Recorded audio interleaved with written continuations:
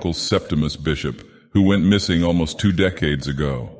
For a good half-mile I had to clamber up the side of the hill, pushing my way through thickets of wild roses and brambles, and clambering over the broken branches and limbs of the trees that lined both sides of the path. The house near the top was a squat 2-story building, built partly from stone blocks, partly from logs. The wooden part of the building was once painted white, but over time the paint peeled off, revealing the plank wall cladding. When I first looked at the house, I was amazed at how well it was preserved. Unlike the ruins that I met along the way, it was completely intact with no potholes or broken glass. The only part of the building that suffered from time and bad weather was its wooden superstructure, especially the round dome that crowned it, where I discerned several cracks apparently formed in those places where the wood had rotted. The door was open, but the covered porch in front of it protected the interior of the house from bad weather. A quick look around the room, I was convinced that in the absence of the owner, no one had entered it. All the furniture was in place. There was an open book on the table in the office, and if not for the thick layer of dust and mold that covered all the objects, and not for the heavy, musty spirit from which it seemed it was impossible to get rid of any airing and cleaning, one would think that people still live here. I had to go back to the village to buy everything I needed to put my house in order, so I went down to the road, which was an ordinary forest path with a rut, got into a car rented in New York, and drove back to Dunwich, a squalid village, nestled between the muddy waters of the Miskatonic River and the gloomy bulk of Round Mountain, because of which eternal twilight reigned in the village. When I arrived, I made my way to the only general store in the area, which was housed in a former church and had a pompous sign bearing the name of its owner, Tobias Wheatley. Despite some experience of communicating with residents of remote villages in various parts of the world, I was in no way ready for the reception given to me by the owner of the shop serving me. This gray-bearded old man with a thin, haggard face did not utter a word, and only after I had chosen everything the goods I needed and paid, he first looked up at me and said, "It seems to me that you are not from here." "Exactly," I confirmed. "I am from England, but I have family here. Bishops. Maybe you heard?" "The Bishops," he repeated in a whisper. "Did you say Bishops?" And speaking more to himself than to me, the old man added, this time a little louder, "Well, yes, there seem to be such people here. Do you want to say that you are their relative?" "No," I replied, "I am the great-nephew of Septimus Bishop." At the sound of that name, the last color came off Wheatley's pale face. Leaning towards the counter, he made such a movement as if he wanted to brush off the items I had bought from him. No," I stopped him. "This is my product. I paid for it." "You can take your money back," the owner muttered. "I don't deal with Septimus Bishop's family." It was not difficult for me to snatch my purchases from the old man's weak hands. He stepped back from the counter and leaned back against the shelves. "But you won't go to his house?" he asked, dropping back to a whisper. A worried expression appeared on his face. "It's up to me," I said. "None of us go there." "Leave the house alone," he said irritably. "For what reason?" I was indignant. "You don't know? If I had known, I wouldn't have asked. I only know that my great-uncle disappeared under mysterious circumstances 19 years ago, and I arrived here as his rightful heir. Wherever he is now, he is surely dead." "He was already dead then," the master said, raising his voice again. "He was killed." "How were they killed?" "Who?" "People. The ones who lived next door. Both were finished." "But my great-uncle lived alone. This village fool with his superstitious fears was starting to get on my nerves." Judging from how little he knew about Septimus Bishop, it was safe to conclude that his point of view represented the typical reaction of an obscure, ignorant person to the learning that my great-uncle possessed in full.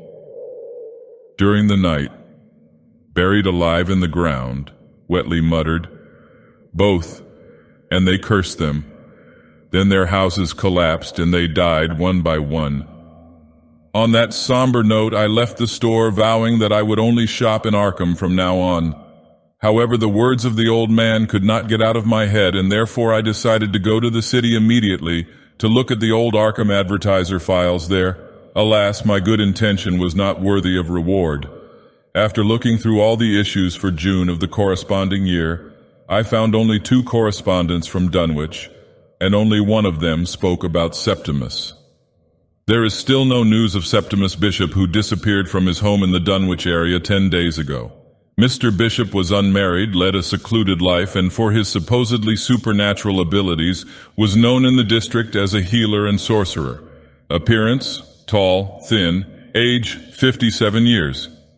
The second note was a curious report about the strengthening of one of the pillars of the middle span of the abandoned bridge over the Miskatonic, north of Dunwich. The repair was apparently carried out by private individuals as the district administration, in response to criticisms that were distributed to it about the repair of the unused bridge, categorically denied any involvement in this event. Comparing the contents of the first correspondence with what I heard from Tobias Whetley, I was once again convinced that the reason for his strange behavior lay in the superstitions common among the natives. The old man was merely expressing conventional wisdom, views that are certainly laughable from the point of view of any educated person in our enlightened age, when belief in something that cannot be scientifically explained, such as healing by the laying on of hands or witchcraft, is considered a sign of ignorance. My great-uncle Septimus Bishop was educated at Harvard, and was known to the English branch of the Bishop family as a man of great learning and an implacable opponent of all superstition. It was getting dark when I got back to old Bishop's place. My great-uncle did not bother to install electricity or gas into the house. On the other hand, there were plenty of candles and kerosene lamps, and some of the latter still had kerosene. I lit one of the lamps and prepared myself a modest supper. Then I cleared a place for myself in the office where I could lie down without much inconvenience and immediately fell asleep. In the morning I started cleaning. Despite the summer heat, the house was so damp that all the items, including books in the study where I spent the night, were covered with mold, and in order to dry this part of the building I had to light the fireplace. Then I wiped down the furniture and swept the floor on the first floor, which contained an office with an adjoining bedroom, a kitchenette, a pantry, and a dining room that served more as a book depository, as indicated by mountains of books and piles of papers. Having dealt with the first floor, I went up to the second, but before doing it, I proceeded to the dome room, where a narrow staircase designed for one person led. The dome turned out to be a little more spacious than I expected. Looking at it from the outside, it was possible to stand and move around without bending down. Judging by the presence of a telescope, the dome was used for astronomical observations, although, in my opinion, this could not be a sufficient explanation for the fact that the floor in it was covered with all kinds of drawings, consisting mostly of circles, pentagons, and stars. Among the many books on astronomy, I, to my surprise, found several works on astrology, and one of them is quite ancient and dates back to 1623. A few texts were in German, but most were in Latin. All of them, no doubt, belonged to my great-uncle, but why he needed them remained a mystery to me. In addition to the glazed observation hatch in the northern part of the dome, it also had a hole for a telescope, closed from the inside by a shield. Despite the numerous cracks formed in those places where the wood had rotted under the influence of rain and snow, I paid attention to them. Approaching the house, there was neither dust nor mold in the room, and on reflection I came to the conclusion that if I still decide to settle here, even if only for a short time, then the repair of the dome will cost me relatively cheaply. But first it was necessary to check how well the basement of the building was preserved. Having briefly examined the second floor, it consisted of 2 bedrooms, 2 closets, and a pantry, and only one of the bedrooms was furnished, and even then it looked as if it had never been used for its intended purpose. I went down to the first floor and from there to the basement, where led the door from the kitchen. The basement occupied about half of the area on which the house was located. The walls were made of limestone, and as shown by the window openings, were 1.5 feet thick. As for the floor, it was not earthen as in the cellars of most old houses, but brick. This puzzled me a little, but after carefully examining it by the light of a lamp, I came to the conclusion that the brick was not laid during the construction of the house, but much later, probably already in the time of my great-uncle Septimus. At opposite ends of the cellar were 2 square hatches with large iron rings. One of them, judging by the roughness brought to it from the wall and the pump standing right there, covered the water tank. Under the second, most likely, there was a pit for fruits or vegetables. Wishing to verify the correctness of my assumption, I approached him. My surprise knew no bounds when, instead of a pit, my lamp illuminated a series of brick steps going down. Climbing down them, I found myself in a tunnel which, as far as I could judge, was dug in the thickness of the hill and led far beyond the house in a northwesterly direction. Bending down, I moved forward along the tunnel, reached the nearest turn, turned around it, and stopped, lost in conjectures about the purpose of this underground corridor. Judging, not without reason, that the tunnel had been dug on the initiative of my great-uncle, I was about to turn back, when suddenly the light of my lamp fell on some metal object a short distance ahead, and having taken a few more steps, I found myself in front of a new hatch. Opening it, I saw below me a large round room into which 7 brick steps led. Unable to resist the temptation, I went downstairs and looked around, holding the lamp high. In the middle of the room rose some mysterious structures of stone, forming a composition in the form of an altar and a row of pews. And on the brick floor, as in the basement, one could see a lot of carelessly executed schemes, very reminiscent of those that I saw in the house. But if the presence of astronomical drawings under the dome was due to the view of the sky from there, then why they were needed here remained a mystery to me. But I was not at all surprised when I saw another hatch in the floor in front of the altar. The temptation to grab the big iron ring was great, but my intuition told me not to. I limited myself to approaching him, but even this was enough to feel the draft and conclude that there was a secret passage under this underground room leading to the outside. I returned to the tunnel, but did not go back to the house, but proceeded further. After about 3/4 of a mile, I came to a massive wooden door, bolted on my side. I put the lamp on the floor, removed the bolt, and pushed open the door. Dense thickets arose in front of me, thanks to which the entrance to the tunnel was reliably disguised from prying eyes. I made my way through the thicket, and soon I had a magnificent view of the countryside, spreading far in all directions from the foot of the hill on the slope of which I stood. Some distance ahead was the Miskatonic, with a stone bridge spanning it. Solitary farms were scattered everywhere, but judging by their neglected appearance, no one lived in them anymore. For a minute I stood fascinated, looking at the panorama unfolding before me, and then set off on my way back, thinking on the go about the purpose of the ingenious tunnel, the underground room, and what was in it.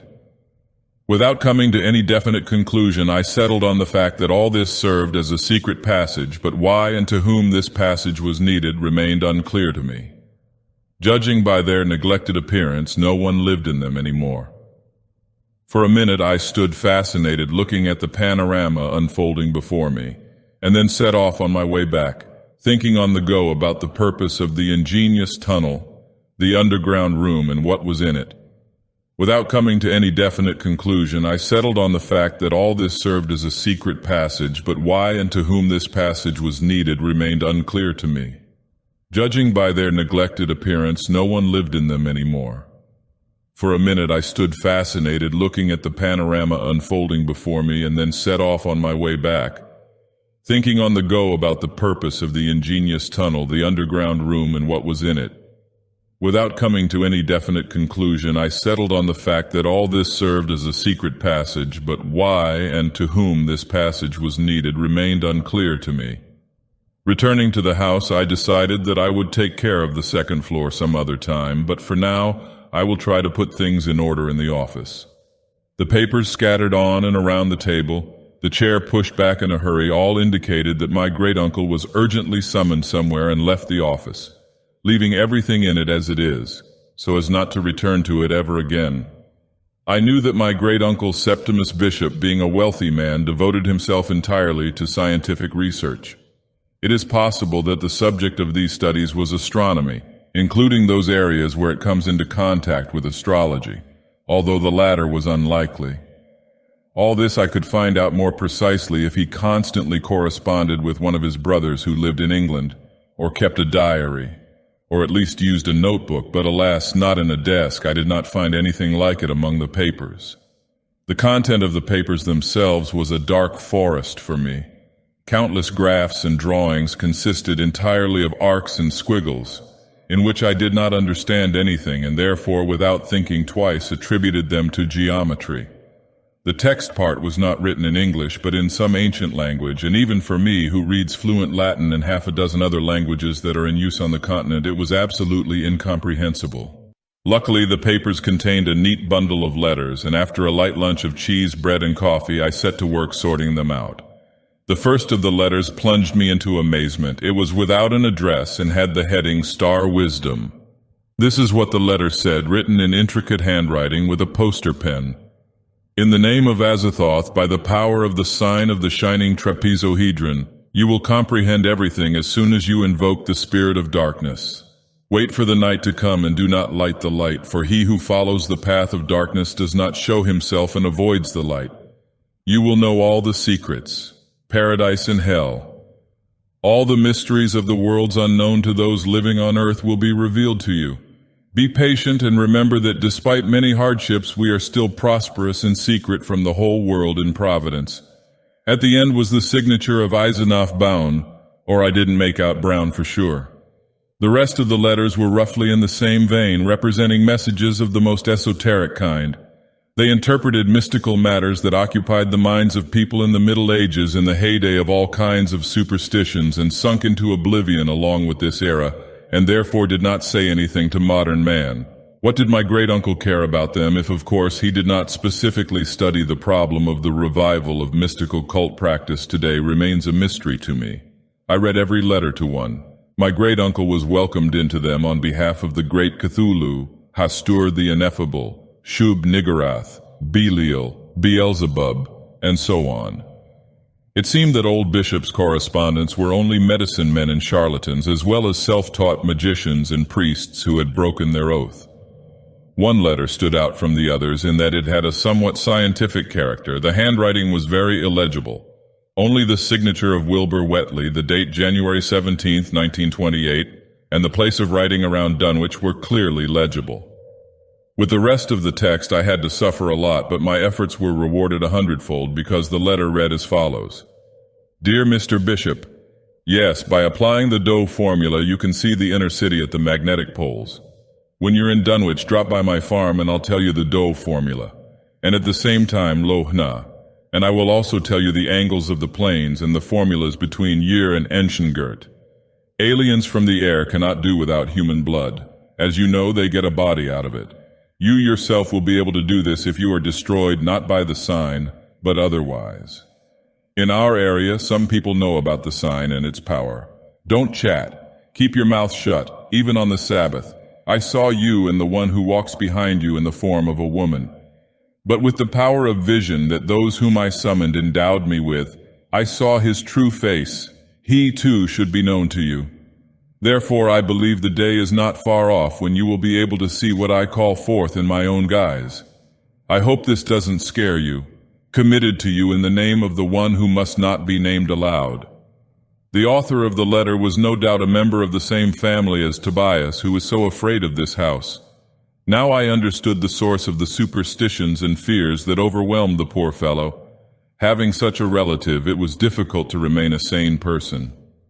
And since my great-uncle Septimus was on friendly terms with Wilbur Wheatley, it is not surprising that another member of the Wheatley family considered him a berry with Wilbur.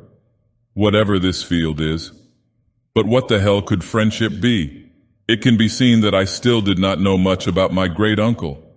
After bandaging the letters, I put them away and busied myself with an envelope containing newspaper clippings taken, judging by the font, from the Arkham Advertiser. They proved to be no less intriguing than the letters, for they contained reports of mysterious disappearances in the vicinity of Dunwich and Arkham, the victims of which were mostly children and young people, and one day probably my great-uncle Septimus also became. One of the notes talked about how angry local residents suspected one of their neighbors, whose name was not reported, of carrying out the kidnappings and threatened to crack down on him, and how the local police prevented lynching. It is possible that my great-uncle was keenly interested in the course of those events. After reviewing the clippings, I put them aside and sank into thought. One passage in Wilbur Wheatley's letter haunted me. I saw you and who walks with you in the form of a woman. In connection with this passage, I was reminded of a phrase dropped by Tobias Wheatley when he spoke of Septimus Bishop. They were both killed. Finished off. Who knows, maybe the superstitious Dunwich natives blamed my great-uncle for the disappearances and then actually killed him. I suddenly had an irresistible urge to leave the house, at least for a little while. The day was in full swing, and after many hours of sitting in a musty room, the need for fresh air made itself felt. I left the house, went down to the road, and almost instinctively turned in the opposite direction from A. Dunwich. I was eager to find out what lay behind Bishop's house and at the same time to visit that part of the river valley, which I looked at from the hillside near the entrance to the tunnel. As I expected, the area turned out to be remote and earthbound. The road, with trees and bushes hanging over it on both sides, looked completely neglected. It was hardly used by anyone except the village postman. From time to time, a ridge of hills fell into my field of vision, stretching along the left side of the road, while on the right the sinuous Miskatonic ribbon stretched, now approaching the road and following parallel to it, then again retreating far into the side. The places were completely uninhabited, but at times I came across well-groomed fields, from which I concluded that farmers from other places come here. There were no residential buildings, only ruins, but abandoned by the owners of the farm. There were no livestock. There was nothing at all that would indicate the recent presence of people here except for the road, which perhaps led to some settlement. On one of those sections of the road where it was quite far from the river, a side branch branched off to the right of the main road, marked on a lopsided signpost as Crary Road, and not blocked by a rusty, overgrown with grass barrier, IA, which hung a shield with the inscription "Closed." Another plaque was attached below, warning that the bridge was out of order. After reading this second inscription, without hesitation I turned onto a side road and walked along it for a little more than half a mile, pushing through bushes and brambles until at last I came to a river and a stone bridge. Only the middle span, supported by 2 stone bulls, has survived from the old bridge. One of them was noticeably thicker than the other due to concrete reinforcement on which an unknown builder carved a large 5-pointed star. A stone was embedded in the center of the star, in general terms reproducing its shape. Both outer spans, along with the ends of the bridge, rested on the bottom of the river, and only the middle span continued to stand as if nothing had happened, reminding passers-by that life was once in full swing in this valley. Who knows, I suddenly thought, maybe this is the same bridge that I read about in Arkham Advertiser. The bridge was built for purely utilitarian purposes, and from an aesthetic point of view it was a rather primitive structure, and yet I could not take my eyes off it, for its very antiquity had an attractive force for me. The ugly concrete outgrowth that covered one of its supports from the base almost to the very top exacerbated the overall impression of squalor and bad taste, at the same time hardly contributing to the strength of the structure. In any case, the bridge, or what was left of it, was not destined to hold out for long, for the river at this point, with an apparently shallow depth, was of impressive width, and the current of the water constantly undermined the foundations of the bulls that supported the middle span. I was standing and looking at the bridge, trying to determine its age, when suddenly it became dark, and turning around I saw huge gray tatters of rain clouds threateningly approaching from the east and northeast, and gradually enveloping the sky. I hurried back to the house. This was very prudent of me, for not an hour had passed before a thunderstorm broke out, and after it another and another. All night the storm raged, thunder rumbled and lightning flashed. All night cascades of rain fell from the sky, and 100 streams and rivers flowed over the slopes of the roof. Whether because it was a fresh, rain-washed morning outside the window, or for some other reason unknown to me, but the first thing I thought of upon waking up was the bridge. The downpour had already stopped for 3 hours. Rivers and streams turned into thin trickles. The roof dried under the rays of the morning sun, and in an hour or two the grasses and bushes should have completely dried out. At noon I went to look at the bridge. Intuition told me that everything had changed there during the night, and it did not deceive me. There was no flight. The bulls supporting it crumbled to pieces, and even the grandiose concrete tumor was all warped and cracked, probably struck by lightning. Looking at the river swollen beyond measure, brown with silt rising from the bottom, I vividly imagined that furious stream that raged here at night, when the water level in the river, as the banks showed, rose more than 2 feet. It is not surprising that the power of the enraged river and the lightning hit dealt the last crushing blow to the old bridge, along which, in the not-so-distant past, men, women, and children were transported to the now deserted valley on the opposite bank. The stones from which the bulls were built were carried down a fair distance downstream, and some of them even washed ashore. and only the concrete reinforcement, all in chips and cracks, remained in place of the middle span. At that moment, when I was peering in the direction where the stream was rushing and looking for stones with my eyes, my gaze fell on something white lying far ahead on my bank, almost at the very water. I went there, and what I saw there was a complete surprise to me. And I saw the bones, whitened, faded bones probably. They had lain in the water for a long time, and they had only recently been thrown ashore.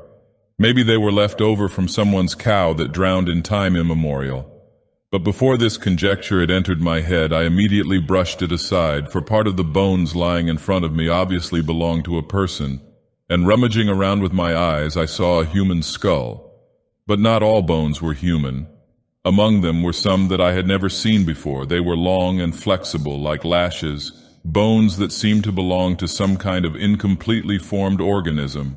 At the same time, they were so intertwined with the bones of a person that it was impossible to determine where one ended and the other began. In any case, all these bones had to be buried, and for this it was necessary to first inform who should be. I looked around for some rag and saw a torn canvas bag, also probably washed ashore during a storm. I went for it, returned, and spread the still wet burlap next to the bones. Then I started taking them apart.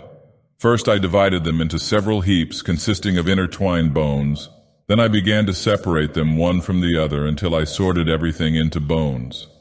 Having completed this work, I put the bones in a bag, took it by the four ends, and dragged it into the house. There I took it down to the cellar in order to take the bones to Dunwich in the afternoon, and perhaps even to Arkham. It never occurred to me that the authorities were unlikely to be happy with such a find, and that it would be better for me not to collect these bones at all, but to leave them there, on the shore. I come to the most implausible part of my story. I have already mentioned that I took the bones to the basement. Nothing prevented me from leaving them on the veranda, or at least in the office, but for some reason I immediately went to the basement and threw the bag there. Then I returned to the house and started cooking, which I did not have time to worry about in the morning. After dinner, I went down to the cellar to get the bones, intending to take them to the city and show them to the relevant authorities. Judge for yourself how stunned I was when, picking up the sack, which lay in the very place where I had left it an hour ago, I found that it was empty. The bones are gone. I didn't believe my eyes. Going up to the first floor, I lit a lamp, went down with it to the basement, and searched every inch of it. To no avail. Nothing had changed in the basement since I first visited it.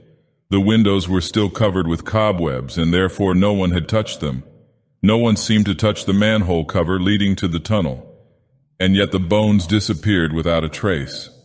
I returned to the office completely bewildered. Maybe there were no bones at all? But how could it not have happened when I myself found them and brought them into the house? The only possible explanation, however artificial, was that the bones were not as strong as I thought, and after a short exposure to the open air turned into dust. But in this case, at least this dust should have remained. Meanwhile, I perfectly remembered that the burlap was completely clean. Of course, I could not turn to the authorities with such a tale. I would simply be considered crazy. But nothing could prevent me from making inquiries, so I went to Dunwich, where, out of a sense of contradiction, the first thing I did was go to Wheatley's shop. Seeing me, Tobias grinned. "I'm not selling you anything," he warned me before I could open my mouth. Then he turned to another visitor, an elderly, slovenly-looking fellow, and deliberately said loudly, "There he is, that same bishop." That was enough to send the subject hastily retreating. "I want to ask you one question," I began. "Go ahead." "I wanted to know if there was a cemetery on the riverbank behind the old bridge." "I have not heard of such a thing." "And what?" he asked suspiciously. "No, nothing," I replied. "It's just that what I found there made me assume that there is a graveyard somewhere nearby." The owner's eyes narrowed and shone. He bit his bottom lip. Then he suddenly turned pale as a sheet and whispered, "Bones. You found the bones." "I didn't say anything like that," I protested. "Where did you find them?" he demanded in an unquestioning tone. I spread my arms and showed him my palms. "As you can see, I don't have any bones," I said, and left the shop. I made my way to a small church I'd spotted in an alleyway on my way to the store. Turning around, I saw that Whatley had locked it up and was now hurrying down the main street, probably in order to tell everywhere about the suspicions that he had just expressed to me. The inscription on the mailbox announced that the local priest's name was Abraham Dunning.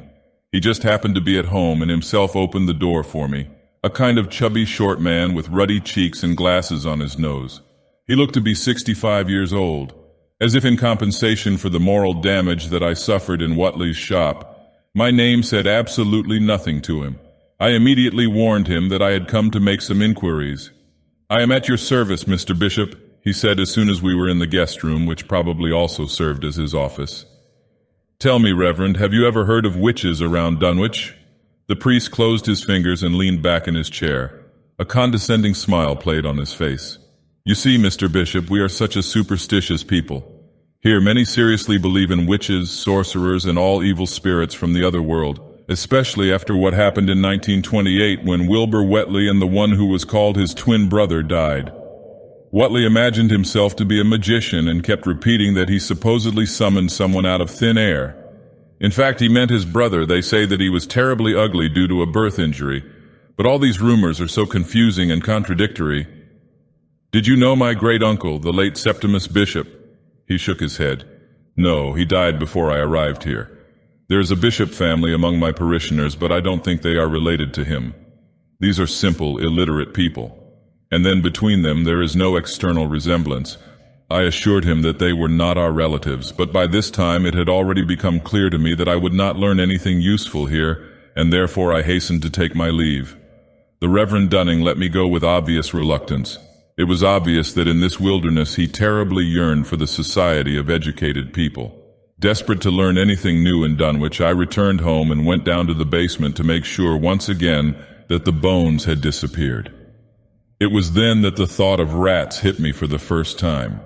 But if the rats really did take the bones, then why didn't I find them down there? So there must be another entrance from the basement. Taking the lamp with me, I again went down to the basement and carefully searched it for a hole that the rats could use. I did not lose hope of finding some natural explanation for the missing bones. However, there was nothing like such a hole. I had no choice but to accept the disappearance of the bones, and for the rest of the day I tried not to think about them. But as soon as I fell asleep, nightmares began to haunt me. I saw how the bones I brought were put together in a skeleton and how this skeleton was clothed in flesh. I saw how those bones that look like whips grow together into something not of this world, and how this something constantly changes its appearance, becoming either a living embodiment of universal horror, then a huge black cat, then a giant octopus, then a naked harlot, then a huge pig, then a skinny bitch clinging to the legs of her master. I woke up covered in sweat and immediately heard some distant strange sounds, at first sniffling and whimpering, which seemed to come from deep under the ground, and then a wild rattle and crackle suggestive of some kind of destructive activity. To shake off the delusion, I got out of bed and began to pace in the darkness around the house, now and then stopping at the window to look at the moonlit landscape. At first this seemed to help, but after a while hallucinations began to torment me again. It seemed to me that at the edge of the forest, almost close to the house, there was a tall, thin figure, and some ugly, shapeless creature was rubbing against its legs. The vision lasted only a few seconds, after which both ghosts disappeared into the thicket of the forest, where the light of the moon did not penetrate. That's when I regretted not being endowed with the common sense that my great-uncle Septimus must have had, for this new vision was much more natural than those dreams that I managed to get rid of with such difficulty, and even those sounds that came from underground. As soon as dawn broke, which happened quite soon, I took the lamp and went down to the cellar with it. I easily found the tunnel and went through it to the underground room. I acted not so much of my own free will as under the influence of some force that I could not resist. When I approached the hatch leading to the underground room, it seemed to me that the prints of not only my feet could be seen on the ground in front of it. Between the footprints of others, one could also see a wide strip stretching from the side of the door leading to the forest, as if from there some heavy object was being dragged along the ground. Going downstairs, I felt the strongest anxiety, but I need not have worried, for there was no one in the room. Raising the lamp high, I looked around. Everything remained unchanged: the stone pews, the brick floor, the altar. The altar! Something darkened on it, some kind of large spot with jagged edges. It wasn't there last time, that's exactly what I remembered. I don't know what made me approach the altar. I did not want to do this at all, but it was already too late, for I realized that from a distance it seemed a dark spot. In fact, it was a pool of blood. It had not even dried yet and gleamed wetly in the light of the lamp. Only now, for the first time standing so close to the altar, I saw that it was covered with spots. The same dark brown spots as the one before my eyes, but only much older. Therefore, blood was spilled here repeatedly. Shocked by what I saw, I rushed out of the room, raced through the tunnel and up the stairs to the basement. There I stopped to catch my breath, and at that moment I heard the sound of footsteps. Someone was upstairs. Trying to step silently, I went up to the first floor. Footsteps came from the office. I put out the lamp, for even the light that made its way into the house through the dense line of centuries-old trees was more than enough, and went to the study. At the table sat a tall, thin man of gloomy appearance. A robe fell from his shoulders. He glared at me. "The spitting image of Bishop," he said. "Just who exactly?" "Ambrose," I said, swallowing my saliva, "son of William, grandson of Peter, came to dispose of the estate of his great-uncle Septimus. And you?" "And I am your great-uncle Septimus, granddaughter." Something stirred behind him and flickered behind the back of a chair. He covered what was there with the edge of his robe, but I managed to make out a terrible scaly creature with the face of a pretty woman. At that very moment I fell unconscious. When I woke up a little, it seemed to me that he was standing nearby and turning to someone with the words, "We will have to give him a little more time." Opening one eye, I looked in the direction from which the voice was heard. There was no one there. 4 days later, I received the first issue of Arkham Advertiser. I forgot to mention that during my visit to the Arkham Library, I signed up for a 6-month subscription to this newspaper. In this way, I thanked for giving me the right to look through the old files, where I looked for materials related to my great-uncle. The newspaper, as such, did not interest me at all, and at first I even wanted to throw the received number to hell, but then I changed my mind and brought it into the house. I wouldn't have thought to read it if I hadn't caught sight of the headline in large print that read, "Dunwich Disappearances New Wave." Sensing something unkind, I read the following lines. There was a report of the disappearance of 18-year-old Seth Fry, who worked on a farm with Howard Cole located north of Dunwich. He was last seen 3 days ago on his way from the city to the farm. And 2 days ago, 20-year-old Harold Sawyer, who lives on the outskirts of Dunwich, Sheriff John Hockton and his deputies are scouring the area, but so far with no apparent success. People who knew these young men intimately argue that there was no good reason for them to fake a disappearance. Thus, there is reason to believe that the case smells of crime. Our old readers will probably still remember the wave of similar disappearances that took place more than 20 years ago, and culminated in the disappearance of Septimus Bishop in the summer of 1929. Dunwich is a typical backwater with a rather scandalous reputation.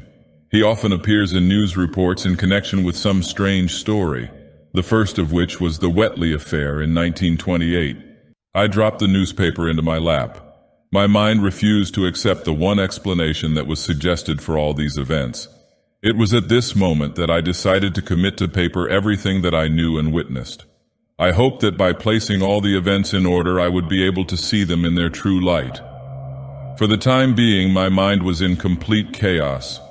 I thought about the bones that had disappeared from the basement, then about the words of Wilbur Wheatley in a letter to my great-uncle. Aliens from the air cannot do without human blood. They get a body out of it. You can do it too. Then about the mysterious return and no less mysterious disappearance of Septimus Bishop, who has not appeared since I met him in the study. I threw the newspaper on the floor. Even more chaos reigned in my head than before. Legends about sorcerers and sorcerers were mixed with all sorts of beliefs, such as the fact that spirits, witches, and other evil spirits can live in running water. My common sense suffocated under the onslaught of superstition and prejudice. Suddenly I was seized by an irresistible desire to learn as much as possible about everything. I ran out of the house, scratching myself badly on the brambles, went down the path to the car, and drove to Dunwich. As soon as I stepped foot into Tobias Whatley's store, he attacked me, screaming, "Get out! I won't serve you!" he yelled, spraying saliva and sparkling eyes. "That's all, you." He didn't let me open my mouth. "Get out of town before this happens again. We did it then, and we will do it now." I knew that guy Seth. He was like a son to me. It's all your fault, you and all your bishop brats. In the face of such fierce malice, I had no choice but to get out. As I walked to the car, I saw other Dunwich residents huddled along the street looking after me with undisguised hatred. I got into the car and left the city. For the first time in my life, I was personally convinced of the power over a person's fear of the unknown fear, before which common sense recedes. Returning to Bishop's house, I took the lamp, went down into the tunnel, and walked along it to the hatch leading to the underground room. As soon as I lifted the lid, such a stench breathed on me that I thought it best to stay upstairs. The smell most likely came from that second hole, which I never bothered to look into, for in the room itself, as far as I could see by the dim flicker of the lamp, nothing had changed since my last visit. I lowered the manhole cover and hurried back the way I had come. Against all the arguments of common sense, I now know what horror unwittingly I brought to Dunwich, the horror that for the time being lurked in the middle aisle. Later, my great-uncle Septimus had just pulled me out of my nightmares by placing his heavy hand on my shoulder. Opening my eyes, I could make out in the darkness his vague silhouette, and behind it the white figure of a naked woman with long hair and a burning gaze. "My grandson, we are in danger," my great-uncle told me. "We're leaving." They both turned and left the office. I jumped out of the bed on which I slept without taking off my clothes, and now I hasten to add these final lines to my account of what happened. From here I can see the lights of many torches. There, at the edge of the forest, the embittered people of Dunwich had gathered.